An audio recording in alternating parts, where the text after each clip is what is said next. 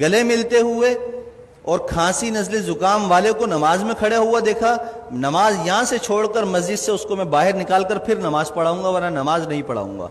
آپ لوگ احتیاط ہی نہیں کر رہے ہیں، الزام ہمیں دیتے ہیں، ڈاکٹروں کو دیتے ہیں، ڈاکٹر اپنی جان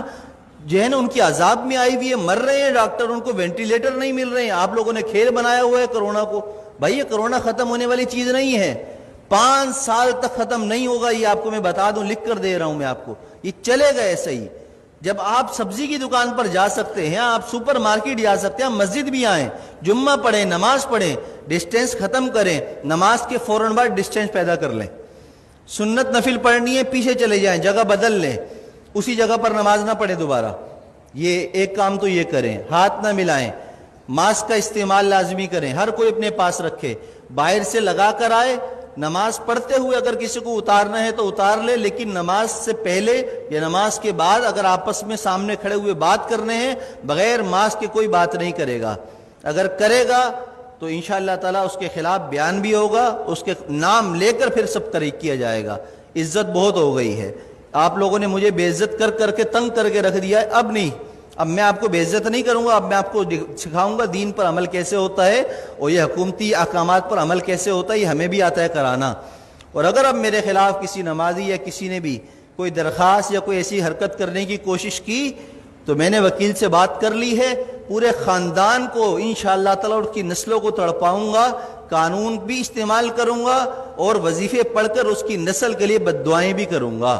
اس لیے کہ میں بہت تنگ آ چکا ہوں آپ لوگوں کی ان حرکتوں کی وجہ سے۔ 3 مہینے ہو گئے مجھے برداشت کرتے ہوئے، بد احتیاطی ختم کرنے کا نام کوئی نہیں لے رہا، بس ٹائم پر ٹک ٹک ٹک ٹک اذان، ٹک ٹک ٹک ٹک اذان۔ ابے پرہیز تو کرو، جو ڈاکٹر کہہ رہے وہ تو کرو، جو علماء کہہ رہے ہیں وہ تو کرو، اپنے باپ کی بات مانتے نہیں ہو، مولویوں پر انگلی اٹھاتے ہو، شرم نہیں ہے تم لوگوں کے اندر۔ میں نے کہا تھا، ہمارے نائب امام صاحب نے ایک جمعے کو رمضان میں نہیں تھا، تھوڑی سی رکعت لمبی کر دی تو پیچھے 2 لوگوں نے کہا کہ آپ کو نماز پڑھانی ہے، اتنی لمبی نماز پڑھا دی، شرم نام کی چیز نہیں ہے، امام کو ایسے کہتے ہو؟ پورا زندگی جس نے قرآن پڑھنے میں، علم حاصل کرنے میں لگا دی، تمہاری نماز پڑھاتا ہے، اس کو تم کہتے ہو نماز پڑھانی نہیں آتی؟ تمہیں تو طہارت اور غسل نہیں آتا، کیسے پیشاب کرنے کے بعد قطرے پاک کرتے ہیں اس کا طریقہ تمہیں نہیں آتا، پانی نہ ہو تو تم مولویوں کو سکھاتے ہو، اماموں کو سکھاتے ہو۔ خدا کے لیے ہاتھ جوڑ کر میں کہہ رہا ہوں، میں وزیر اعلیٰ نہیں ہوں